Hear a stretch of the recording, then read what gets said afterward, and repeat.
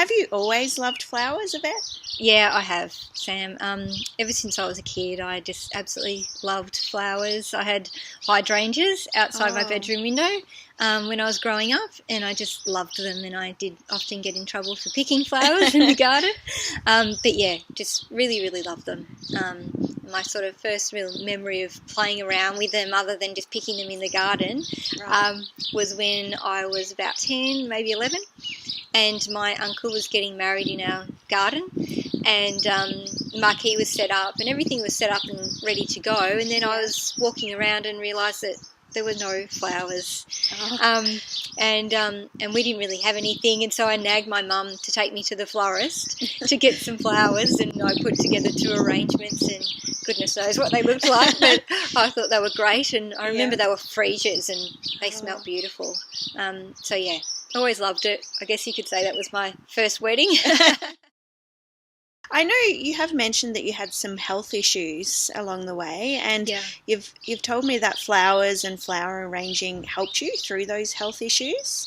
Can you tell me a bit more about the ways that helped you? Yeah, sure, absolutely. So to kind of give you a bit of background, during those sort of teenage years and into early adulthood, I most definitely suffered a lot of depression and anxiety. And in my mid sort of 20s, I really hit a peak with that, and really fell into a big dark hole, and didn't really know how to get myself out of that, and was hospitalised for quite a while, and and was in my lowest of lows. And one of the things that absolutely helped me was flowers and my love of flowers and flower arranging. And I had a period of time when I was at home where I was just too fearful to leave the house. And one of the things that was inspiring for me was that my dear friends and mentors who were able to help me with flower arranging and taught me how to arrange flowers invited me to come and just play with them again. Excellent.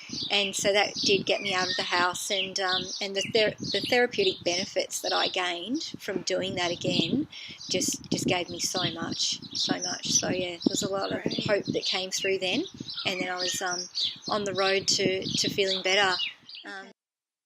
So I know when I recently did my first floristry class, I was a little bit nervous about not being a creative type person, and I was a bit worried about that. And when I saw you display the arrangement, and you just made it look so easy. So do you find that's a common thing that students are feeling? Yeah, and it's the most common thing that people say when we finish demonstrating. So not just myself, all the teachers at Bloom College will tell you the same thing. There's always at least one person in the class that will verbalise it, but almost everybody thinks it, and they're saying, you make it look so easy. And the reason why we make it look so easy is because we've done it and practiced it enough times. So nobody's born a florist, and everybody's had to learn. And so by practicing it over and over again, we've built those neural pathways, which you'll do in your first times of practicing.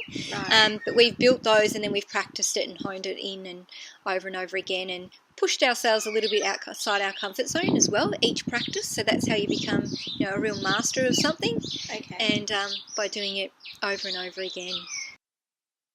So do you find that once people are pushing themselves outside of the comfort zone, is that where the creativity comes in? Yeah, so that can definitely help with that as well. So becoming vulnerable and open is when the creativity is able to come out, most definitely. Yeah, so opening up and allowing that sort of inner child to come out, because they're the ones that hold the inner creativity.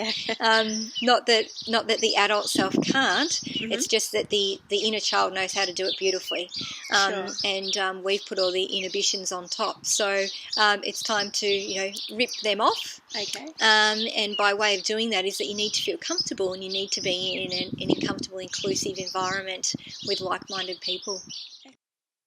So that probably leads me on to the next question. You have been working on setting up an online community and having your courses accessible through that as well. Yes. Can you tell me a bit more about the inspiration and why you're doing this? Yeah, absolutely. Well, the inspiration came from, knowing that the benefits that flower arranging has given to me. For me, I've been feeding my soul with flowers. Sure. And that's it's like my medicine. Okay. And so that's what's been so good for me. And because I know that it's been so good for me, then I want to share it with other people in the hope that it can be helpful for them as well. And knowing that it's not necessary to do it alone. Okay. And so if you're in a community of like-minded people, you can all share. So you're sharing advice and ideas and tips and information. Not that you have to be depressed or sick or anything to benefit from it. Everyone can benefit from it because, not sure if you're aware, but flowers, it's now proven scientifically the energy that flowers carry and the positive energy that it is. And so having that positive energy within your life obviously helps you. So like a rose, for instance, that carries the highest amount of energy out of anything. Oh, really? Yeah, so rose oil is a 300 plus. Oh, wow. Whereas, say, for instance, an apple, that only carries energy of 15, which is still quite high. Yeah. But that just shows you the energy of a rose and why flowers make you feel so good, because they actually physically carry an energy. It's not just their physical beauty that we all love and admire so much, and that stays with us.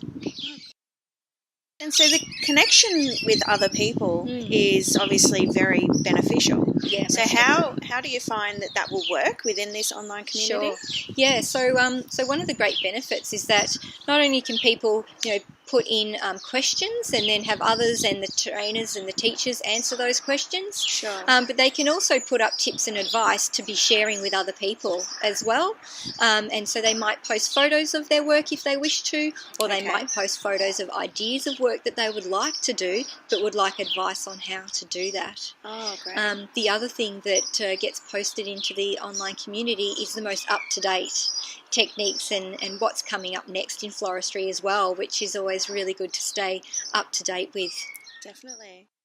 And then, so what can people expect to get out of this? Sure. So one of the things that they can expect to get out of it is definitely a sense of achievement by, seeing the work and seeing the progress that they're making from maybe not, being too scared to pick up a flower in the beginning, and then moving through into making, large-scale arrangements if that's what they wish. Okay.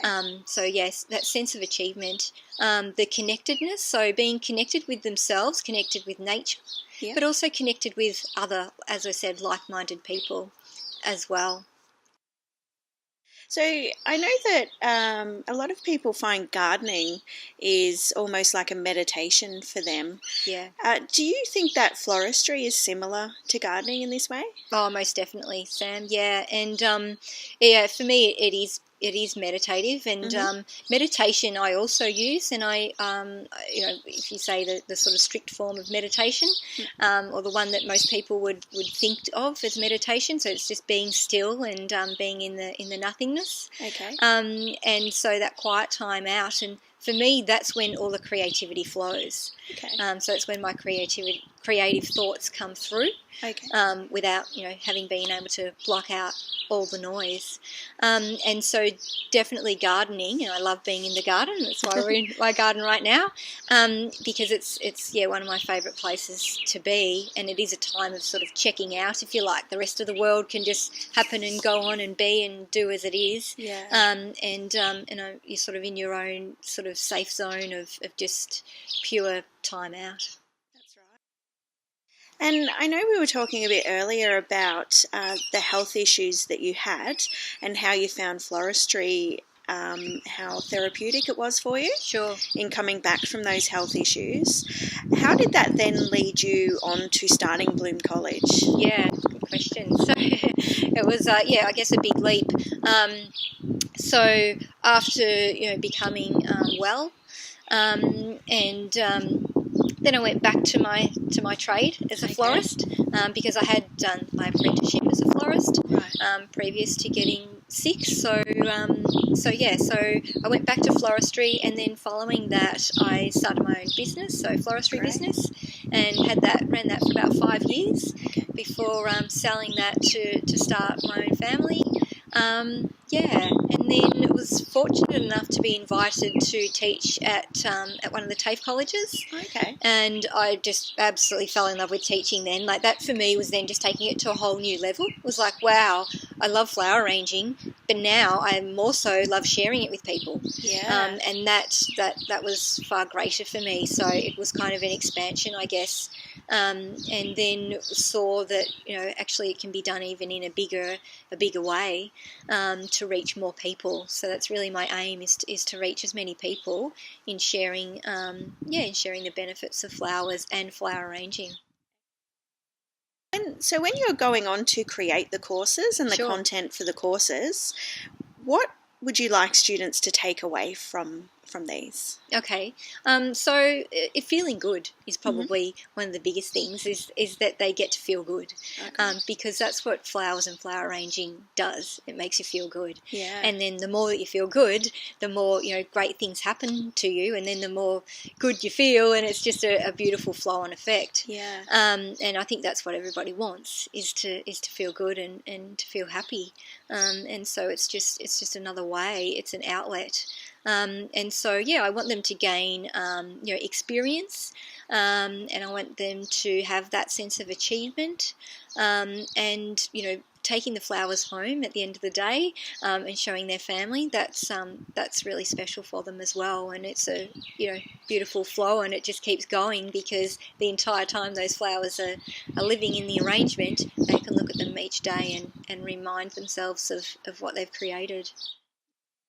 I know when I did my course recently and I got to take home my arrangement and put it in the middle of the Christmas table, I definitely felt very proud to show my family, and they could share my excitement. Yeah, that's great. In what I'd created and brought home to that as well. So you find that's quite a common occurrence? Absolutely. Yeah, and that's really exciting, and it's what I also really, really love to hear. It's it's wonderful. There's some people who have some really cheeky family members who say things like, "Oh, you must have brought the teachers one home," and things like that. But no, absolutely. People are not just surprised and amazed in themselves, but then their family are as well, and so that is just like exponential to them. It's just a real wow, and it's really lovely. Yeah, it was great. Yeah, so it's everybody loves receiving flowers.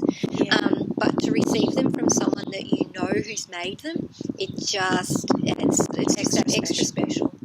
Yeah, and the same goes with the giving as well, and probably more so with the giving. When you're giving someone flowers, that's a beautiful, special thing. But to give them flowers that you've made, is really special. Yeah, very personal. Yeah, absolutely. Yeah.